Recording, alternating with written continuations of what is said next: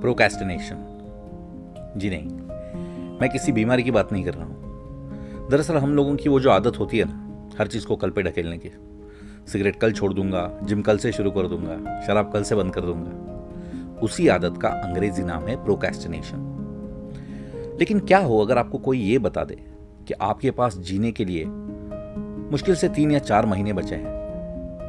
हम में से कुछ लोग शायद रोएंगे और कुछ लोग मुस्कुराते हुए मौत को गले लगा लेंगे। मेरा नाम है गिरीश दीक्षित और पक्का फिल्में में आज हम बात करते हैं ऐसे ही किरदार की, ऋषिकेश मुखर्जी की फिल्म आनंद में।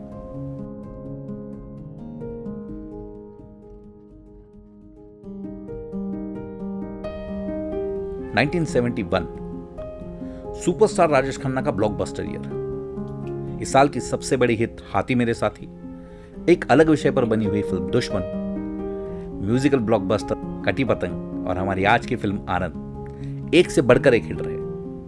लेकिन आनंद को 2 चीजें इन बाकी फिल्मों से अलग करती है। पहली बात ये कि उस दौर का म्यूजिकल इक्वेशन ये था कि RK = KK। मेरा मतलब है कि राजेश खन्ना = किशोर कुमार। आराधना के सुपर सक्सेस के बाद ये लगभग तय होता था कि राजेश खन्ना जब भी गाने के लिए मुंह खोलेंगे उनके मुंह से किशोर कुमार की आवाज आएगी। आनंद में ऐसा नहीं था। आनंद में राजेश खन्ना पे 3 गाने पिक्चराइज किए गए थे, जिसमें से जिंदगी कैसी है पहली गाया था मन्ना डे ने, और मैंने तेरे लिए ही 7 रंग के सपने चुने और कहीं दूर जब दिन ढल जाए, दोनों गाने गाए थे मुकेश ने। दूसरा फर्क ये था, उन दिनों राजेश खन्ना की इमेज तो रोमांटिक हीरो की थी। आनंद में उनके अगेंस्ट कोई भी हीरोइन कास्ट नहीं की गई थी। इनफैक्ट उनका कोई रोमांटिक ट्रैक भी नहीं रखा गया था। एक रोमांटिक सुपरस्टार पे इतना बड़ा रिस्क सिर्फ एक ही डायरेक्टर ले सकता था, ऋषिकेश मुखर्जी। ऋषिकेश मुखर्जी और उनके जैसे कई सारे डायरेक्टर्स की बातें हम हमारे आने वाले वीडियोस में करते रहेंगे। तब तक आप हमें कमेंट सेक्शन में ये बताइए कि आपकी फेवरेट ऋषिकेश मुखर्जी फिल्म कौन सी है। और हाँ, भारतीय इतिहास की माइलस्टोन फिल्मों के बारे में जानने के लिए हमारे पक्का फिल्मी चैनल को जरूर सब्सक्राइब करें, दोस्तों में शेयर करें और हमें कमेंट सेक्शन में आपके फीडबैक देते रहें। आनंद के मुख्य कलाकार थे राजेश खन्ना, अमिताभ बच्चन, सीमा देव, रमेश देव, सुमिता सान्याल, ललिता पवार और मेरा सबसे फेवरेट किरदार निभाया था जॉनी वॉकर जी ने। आनंद के गीत लिखे थे योगेश और गुलजार साहब ने और उसका माइलस्टोन संगीत दिया था सलील चौधरी जी ने। आनंद के स्क्रीन प्ले की खास बात यह है कि फिल्म के पहले आधे घंटे में ही आपको बता दिया जाता है कि आनंद कौन है, उसे क्या बीमारी हुई है और वो कितने दिन का मेहमान है। इस एक एलिमेंट की वजह से हम आनंद से जुड़ जाते हैं।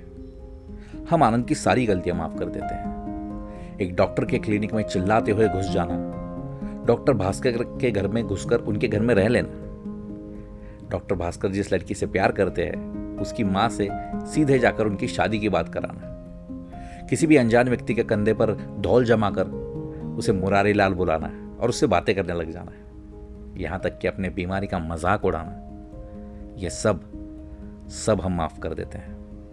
इनफैक्ट हम तो अब चाहते हैं कि हम भी आनंद की तरह खुल के जिए, बेपरवाह जिए। ये फिल्म किसी कैंसर पीड़ित व्यक्ति की कहानी है ही नहीं। ये फिल्म बात करती है जिंदगी की।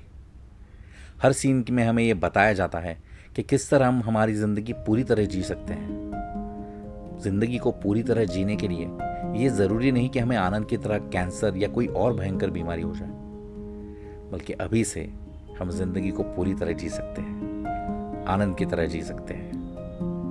आनंद से मिलने वाले हर व्यक्ति की तरह हम भी चाहते हैं कि आनंद और जिए, जिंदा रहे, लेकिन ये मुमकिन नहीं था। जैसे जैसे कहानी आगे बढ़ती है, आनंद की जिंदगी के दिन और कम होते जाते हैं। ये सोचकर ही डॉक्टर भास्कर अपने आप को बहुत हताश महसूस करते हैं। दिन ब दिन उनकी परेशानी बढ़ती जाती है। वो ये सोचकर हैरान होते हैं, हताश होते हैं कि वो आनंद को बचा नहीं सकते। इतनी सारी किताबें पढ़ने के बाद भी वो आनंद का कोई इलाज नहीं कर सकते। उनकी ये परेशानी आनंद से छुपी नहीं है।